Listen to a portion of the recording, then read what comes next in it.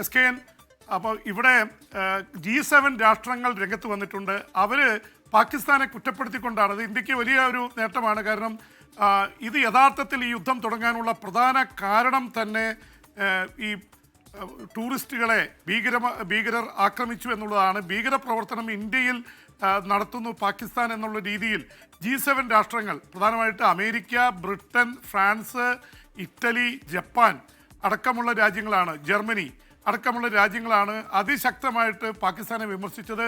ഇപ്പോൾ ഉണ്ടായിട്ടുള്ള ടെൻഷന് കാരണം പ്രധാനമായിട്ടും ഇന്ത്യയിൽ വന്ന് കാശ്മീരിൽ ഭീകരപ്രവർത്തനം നടത്തി സാധാരണക്കാരായിട്ടുള്ള ആൾക്കാരെ വധിച്ചതിനും കൊലപ്പെടുത്തിയതിനുമുള്ള ഒരു പ്രതികാരം എന്ന നിലയിലാണ് ഇന്ത്യ അടിച്ചത്. ഇന്ത്യ നേരത്തെ കയറി അങ്ങോട്ട് അടിക്കുകയായിരുന്നില്ല. അപ്പം അതുകൊണ്ട് ഈ G7 രാഷ്ട്രങ്ങളുടെ ഇതുകൂടി വന്നതോടെ പാകിസ്ഥാൻ യഥാർത്ഥത്തിൽ ലോക രംഗത്ത് രാജ്യങ്ങൾക്കിടയിൽ ഒറ്റപ്പെട്ട അവസ്ഥയാണ്. പാകിസ്ഥാൻ്റെ കൂടെ ഇപ്പോൾ ഉള്ളത് എസ് കെ എൻ പ്രധാനമായിട്ട് തുർക്കിയും അസർബൈജാനും ചൈനയുമാണ്. 3 രാജ്യങ്ങളാണ് ഉള്ളത്. അസർബൈജാൻ കൂടെ തുർക്കിയും നേരത്തെ പ്രഖ്യാപിച്ചതാണ്. ചൈനയുടേത് അറിയാം. പാകിസ്ഥാൻ ഇപ്പോൾ ഉപയോഗിക്കുന്ന ഈ ആയുധങ്ങളിൽ 80% വരുന്നത് ചൈനയുടെ ഭാഗത്തു നിന്നാണ്. ബാക്കിയാണ് മറ്റു രാജ്യങ്ങളിൽ നിന്നുള്ളത്. അവരുപയോഗിക്കുന്ന ഇപ്പോൾ നമുക്കെതിരെ ഉപയോഗിക്കുന്ന ഡ്രോണുകൾ തുർക്കിയിൽ നിർമ്മിതമാണ്. ഉക്രൈൻ യുദ്ധത്തിൽ ഉക്രൈൻ ഉപയോഗിക്കുന്നത് തുർക്കിയുടെയാണ് ഏറ്റവും കൂടുതൽ ഡ്രോണുകൾ ഉപയോഗിക്കുന്നത്. അതുപോലെ അസർബൈജാനും അർമേനിയയും തമ്മിൽ 3 ദിവസത്തെ യുദ്ധം നടന്നപ്പോൾ അസർബൈജാന് തുർക്കിയാണ് ഇത് കൊടുത്തത്. അപ്പോൾ ഈ തരത്തിൽ തുർക്കിയുടെ ഡ്രോണുകൾ പാകിസ്ഥാൻ ഉപയോഗിക്കുന്നു. പക്ഷേ അതിനേക്കാൾ മെച്ചപ്പെട്ട ഡ്രോണുകളാണ് ഇന്ത്യയുടെ കൈവശമുള്ളത്. മറ്റേ ഹൊറോപ്പ് ഇസ്രായേൽ നിർമ്മിതമാണ്. അത് വളരെ ശക്തമായിട്ട് ഇത് ചെയ്യുന്നതാണ്. അതുകൊണ്ടാണ് ഇന്ത്യയുടെ ഡ്രോൺ ആക്രമണം വളരെ ശക്തമായ രീതിയിൽ ഹിറ്റ് ചെയ്യുന്നത്.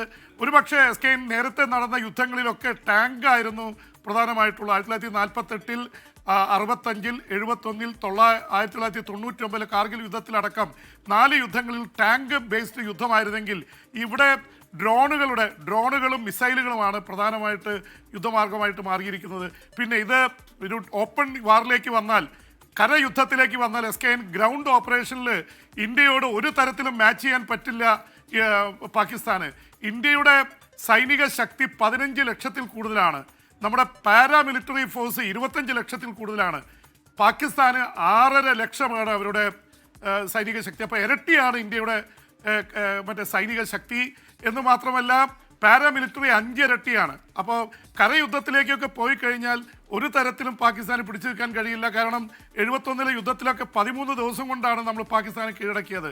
കാർഗിൽ വാറിൽ അവർ മുകളിൽ കയറി നിന്ന് കള്ളത്തരം കാണിച്ചിട്ടും നമ്മൾ മിറാഷ് 2000 പോലുള്ള വിമാനങ്ങൾ വെച്ച് ഇസ്രായേലിൻ്റെ കാർപ്പറ്റ് ബോംബുകൾ വെച്ചാണ് നമ്മൾ അവരെ തകർത്ത്. അപ്പം 4 യുദ്ധങ്ങളിലും പാകിസ്ഥാൻ ധൈര്യമായി തോൽക്കുകയായിരുന്നു.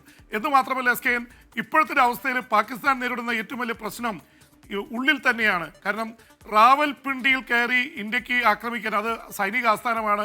പൊതുവെ ഇമ്രാൻഖാനാണ് അവിടെ ഏറ്റവും പിന്തുണയുള്ളത്. ഇമ്രാൻഖാൻ അവിടുത്തെ ജയിലിലാണ്. ഇമ്രാൻഖാൻ്റെ പ്രതിപക്ഷം അതിശക്തമായിട്ടുള്ള പ്രതിഷേധത്തിലാണ്. 2 പ്രധാനപ്പെട്ടത് ബലൂജ് ആർമി, അവരെ പാകിസ്ഥാൻ ആർമിയെ കൊലപ്പെടുത്തിക്കൊണ്ടിരിക്കുകയാണ്. ഒപ്പം തന്നെ താലിബാൻ, നേരത്തെ ഇവരുടെ സുഹൃത്തുക്കളായിരുന്നു താലിബാൻ, പാക് താലിബാൻ അവിടെ സൈന്യത്തിനെയും പോലീസിനെയും ആക്രമിച്ചുകൊണ്ടിരിക്കുക. അപ്പോൾ 2 ടെററിസ്റ്റ് ഓർഗനൈസേഷൻ പാക് ആർമിക്കെതിരെ വന്നിരിക്കുന്നു. അവിടുത്തെ സൈന്യത്തിനെതിരെ ജനങ്ങൾ നീങ്ങുന്നു. ഈ തരത്തിൽ വലിയ ഇതുള്ളതുകൊണ്ട് അതിനെയൊക്കെ മറച്ചു വയ്ക്കാനാണ് ഇപ്പോൾ ഇന്ത്യയിൽ ആക്രമണം നടത്തിക്കൊണ്ടിരിക്കുന്നത്. ആ രീതിയിലാണ് എസ് കെ മുന്നോട്ട് പോകുന്നത്. ജെയിംസ് ആണ് വിവരങ്ങൾ നൽകിക്കൊണ്ടിരിക്കുന്നത്.